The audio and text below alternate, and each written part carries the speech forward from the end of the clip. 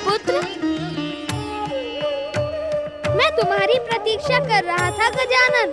तुम्हारे मन की बात भला मुझसे कैसे छुपी रह सकती है? तब तो तुम्हें मेरी चिंता का भी आभास होगा। हाँ गौरीपुत्र, जिस चिंता ने मुझे विचलित किया है वही तुमको भी व्यग्र कर रही है। धीमे बोलो गजानन, अन्यथा माता पार्वती जाग जाएंगी। आओ।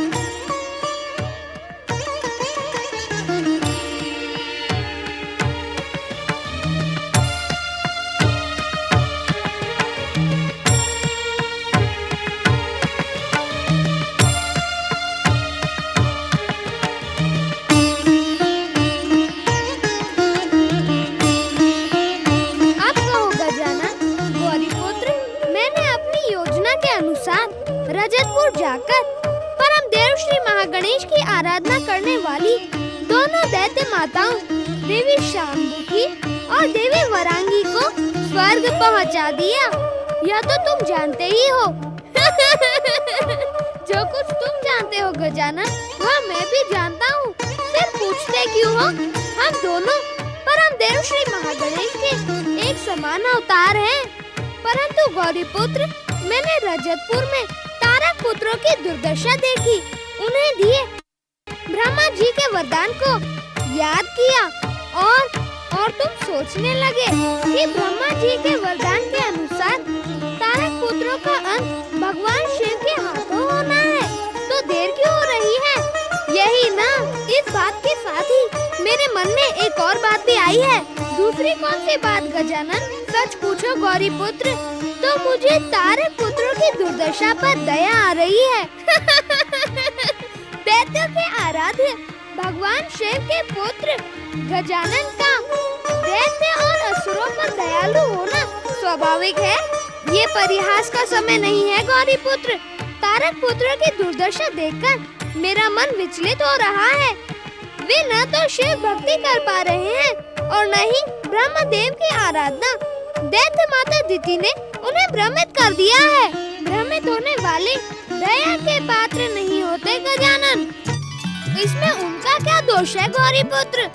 वे ना तो अपने वरदान का सुख भोग पा रहे हैं और न ही जीवन का।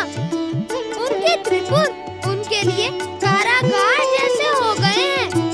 कुल मिलाकर उनका जीवन व्यर्थ ही हो गया है। तारक पुत्रों की दुर्दशा देखकर तुम्हारा चिंतित होना उचित है गजानन। उनके व्यर्थ जीवन का कोई लाभ नहीं है। वे सचमुच ही दया के पात्र हैं। तो हमें परम देव श्री महागणेश का इच्छा संकेत प्राप्त करके उन पर दया करनी चाहिए। ऐसे क्या देख रहे हो गौरीपुत्र? देख नहीं रहा हूँ, सोच रहा हूँ गजानन।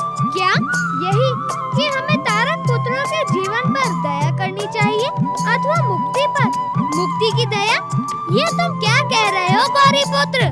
मैं सच कह रहा हूँ, परंतु मुक्ति पाकर तो वे और अधिक दुर्गति के पात्र बन जाएंगे। इस सत्य को तो तुम भली भांति जानते हो गजानन कि भगवान शिव के हाथों जिस प्राणी का वध होता है उसकी दुर्गति नहीं होती, उसे मुक्ति मिल जाती है। भगवान शिव का ये परम प्रिय कैलाश धाम मिल जाता है। इसीलिए हमें ब्रह्मा जी के वरदान के अनुसार तारक पुत्रों को जीवित रहने की दुर्गति से बचाकर मुक्ति दिलाने का मार्ग ढूंढना चाहिए। क्या है वो मार्ग? माता पार्वती, आप? क्यों? मैं तुम दोनों के विचार विमर्श के मध्य नहीं आ सकती? क्यों नहीं आ सकती माता? हम तो पहले से ही जानते थे कि हमारे मन की बातें आपसे छुपी नहीं रह सकती। आप भले ही सो रही थी, परंतु तीनों लोकों के प्राणियों के सुख दुख का ज्ञान आपको रहता है, क्योंकि आप जगदम्बा हैं। मैं जानती हूँ, तुम दोनों अपनी चतुराई से किसी को भी निरुत्तर कर सकते हो।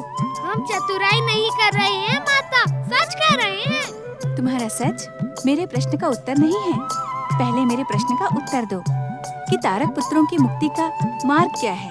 माता, तारक पुत्रों की मुक्ति का मार्ग सरल और साधारण है। उन्हें उनके मार्ग से भ्रष्ट कर देना।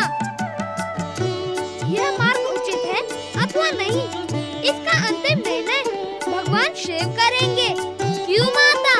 ओम नमः शिवाय, ओम नमः शिवाय, ओम नमः शिवाय, ओम नमः शिवाय, ओम नमः शिवाय, ओम नमः शिवाय।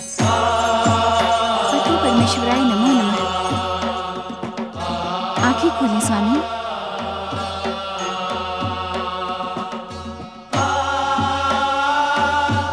विनायक कहाँ है गौरीपुत्र?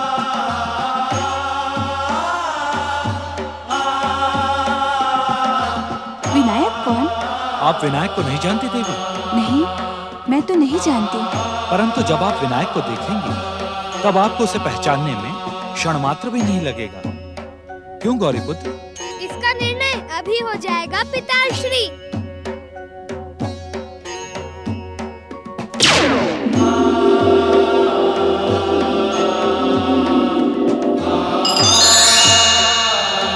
ओम नमः शिवाय। प्रणाम माता पार्वती। आपने मुझे पहचाना माता? मैं वही हूँ ना जिसे आपने अपने अंग के उबटन से पुतला बनाकर जीवित किया था।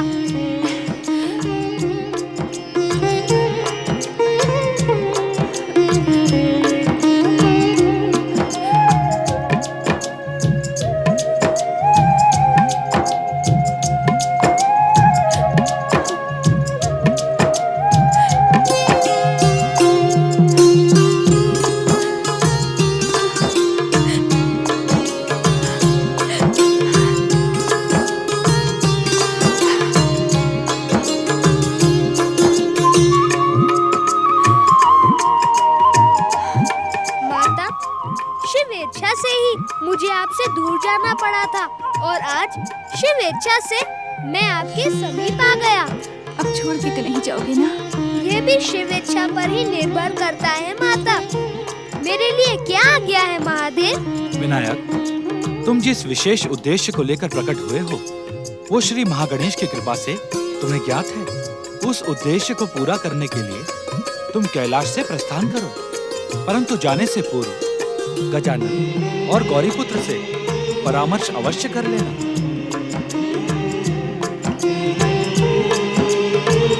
तुम कुछ कहना चाहते हो विनायक? कहना नहीं, प्रार्थना करना चाहता हूँ पिताश्री। अवश्य। कैलाश से प्रस्थान करने से पहले मैं माता के हाथ से बने स्वादिष्ट मोदक खाना चाहता हूँ पिताश्री। माता, उन मोदकों का स्वाद मुझे बार बार आपके समीप आने के लिए प्रेरित कर रहा था। अवश्य पुत्र, अब तुम कहीं भी रहो, मेरी दिव्य शक्ति से मेरे हाथों के बने मोदक तुम्हारे समीप पहुंच जाएंगे। प्रणाम पिताश्री। प्रणाम माताश्री। प्रणाम माताश्री।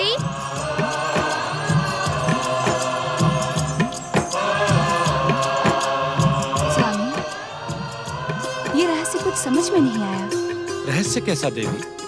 सब कुछ तो स्पष्ट और आपके सामने ही घटा है। स्वामी, विनायक के प्रकट होने का उद्देश्य क्या है? और प्रकट होते ही आपने उसे कहाँ भेज दिया? देवी पार्वती, इस समय प्रश्नों को अपने मन में ही रखो। जो कुछ भी होगा वो आपसे छुपा नहीं रहेगा।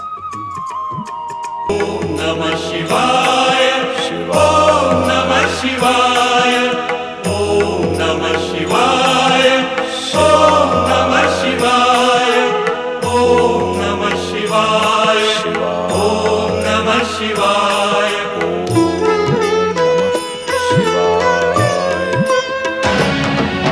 ओम नमः शिवाय, ओम नमः शिवाय, ओम नमः शिवाय। दैत्य गुरु शुक्राचार्य,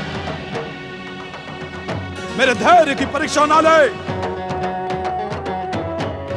मैं शिव भक्ति नहीं कर सकता। यदि मैं शिव भक्ति करूंगा तो मैं पागल हो जाऊंगा। पागल। और मुझे पागल होने से बचाए। शीघ्र प्रकट हो दैत्य गुरु। वत्सरासुर, तुम बार बार मुझे पुकारकर मेरी शिव आराधना में बाधा क्यों डाल रहे हो? तुम्हारे ही कारण मैं भगवान शिव से शिव कृपा और सिद्धियां प्राप्त नहीं कर पा रहा हूं। यदि तुम्हें शिव आराधना नहीं करनी है तो समुद्र में डूबकर पाताल चले जाओ। दैत्य गुरु, मेरी रक्षा कीजिए। मैं शिव आराधना नहीं कर सकता। मेरी बात समझ में नहीं आ रही कि दैत्यों के आराध्य भगवान शिव इतने कठोर क्यों हैं? तपस्या करने पर भी मुझे वरदान क्यों नहीं देते? मूर्ख वत्सरासुर, जब तक तेरी आराधना सच्चाई के साथ देवादिदेव भगवान शिव के चरणों में समर्पित नहीं होती, तब तक तो तुझे वरदान भी प्राप्त नहीं होगा। मूर्खता न कर, शिव कृपा प्राप्त कर वत्सरासुर। परंतु दैत्य गुरु, आप स्वयं तो मूर्ख हैं ही। इस अभागे को मूर्ख बनाकर शिव भक्ति के अंधकार में क्यों धकेल रहे हैं? शिव तो स्वयं बभूतधारी, विचित्र औगण और वैरागी है। उस रुंड मुंड की माला पहनने वाले, विचित्र वेशधारी, भागंबा लपेटने वाले, भयानक विषधर नागों को लपेटने वाले उस शिव में क्या रखा है? उनके पास नाग, त्रिशूल और डमरू के अतिरिक्त कुछ नहीं है। वे किसी को वरदान क्या देंगे शुक्राचार्य? तू कौन है दुष्ट बालक, और महान वरदाता भगवान शिव की निंदा करके उनके क्रोध का पात्र क्यों बनना चाहता है? मैं शिव के क्रोध से नहीं डरता। क्रोधित होकर भी तुम्हारा शिव मेरा बाल भी बांका नहीं कर सकता। शुक्राचार्य, डराया उससे जाता है जिसमें डराने योग्य शक्ति हो। उस विचित्र वेशधारी, भूत प्रेतों से सेवा कराने वाले, नंग धड़ंग शमशान में वास करने वाले शिव से क्या डरना? वह तो संसार से डरकर पहाड़ों पर धूनी रमाते हैं। दुष्ट, दुर्बुद्धि, अभागे, वाचाल बालक, अब मैं शिव निंदा का एक भी शब्द नहीं सुन सकता। मैं तुझे इसी क्षण मेरे शाप की ज्वाला से भस्म कर दूंगा। हर हर महादेव।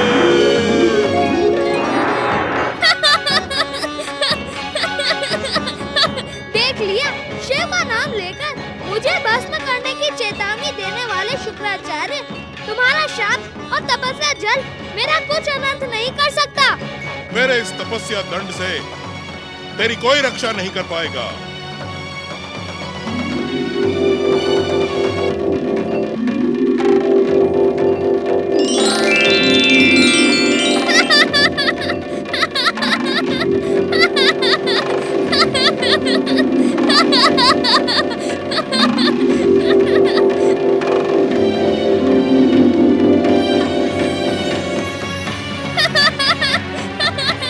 यदि तुम्हारी भक्ति सच्ची होती तो आज तुम्हारा तपस्या दंड इस प्रकार वापस न लौटता।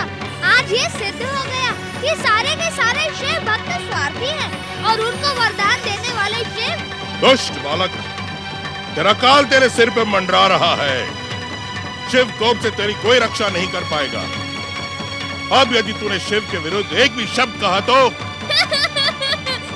भी आप और आपके शिव मेरा बाल भी बांका नहीं कर पाएंगे। दैत्य गुरु, आप ही नहीं, आपके सभी शिष्य दैत्य, दानव और असुर स्वार्थ के लिए ही शिव भक्ति करते हैं। नहीं, ये असत्य है। यही सत्य है दैत्य गुरु शुक्राचार्य। यदि आप जैसे शिव भक्तों को वरदान से भी बड़े स्वार्थ का लोभ दिखाया जाए तो आप शिव भक्ति छोड़ देंगे। तुम शिव निंदक ही नहीं, दुष्ट, वाचाल और झूठे भी हो। और शिव भक्ति करने वाले सभी दैत्य और दानव सच्चे हैं।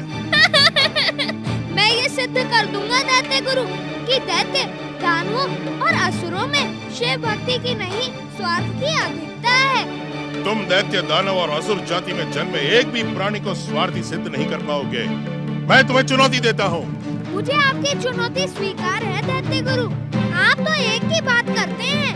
मैं तीन असुरों का स्वार्थ एक साथ ही सिद्ध कर सकता हूँ। तीन असुर? कहीं तुम तारक पुत्रों की बात तो नहीं कर रहे? आपका स्वार्थ अनुमान लगाने में कभी भूल नहीं करता दैत्य गुरु। मैं तारक पुत्रों की ही बात कर रहा हूँ। आपने बार बार उन्हें शिव भक्ति का पाठ पढ़ाया, किंतु वे तो जन्म से ही स्वार्थी हैं। शिव आराधना से आज तक ना तो उनका भला हुआ है और ना ही होगा। मैं उन्हें शिव भक्ति के भ्रम से मुक्त करवाऊंगा, और वह भी शिव निंदा करके। तुम कितने भी प्रयास कर लो दुष्ट बालक, परंतु एक बार शिव भक्ति के मार्ग पर चलने वाला प्राणी कभी भी शिव भक्ति का त्याग नहीं करता। मुझे तारक पुत्रों पर पूरा विश्वास है। यदि आपका विश्वास टूट गया तो आप शिव भक्ति ठुकरा देंगे। शिव शिव शिव शिव शिव शिव मेरा विश्वास टूट ही नहीं सकता। मेरा विश्वास टूटे इससे पहले मैं तुझे भगवान शिव से दंडित करवा दूंगा। आप प्रयास करके देख ले शुक्राचार्य, मैं तो अपनी चुनौती पूरी करने तारक पुत्रों के समीप जा रहा हूँ। वत्सरासुर, अब मैं तुझे अवश्य भगवान शिव की शरण में भी ले जाऊंगा और उनसे तुझे वरदान भी दिलवाऊंगा। सत्य दैत्य गुरु। दैत्य गुरु शुक्राचार्य के कथन पर संदेह ना कर मूर्ख। तुझे वरदान दिलवाने के साथ साथ मैं उस दुष्ट अभागे बालक को भगवान शिव से भस्म भी करवा दूंगा। हर हर महादेव। हर हर महादेव।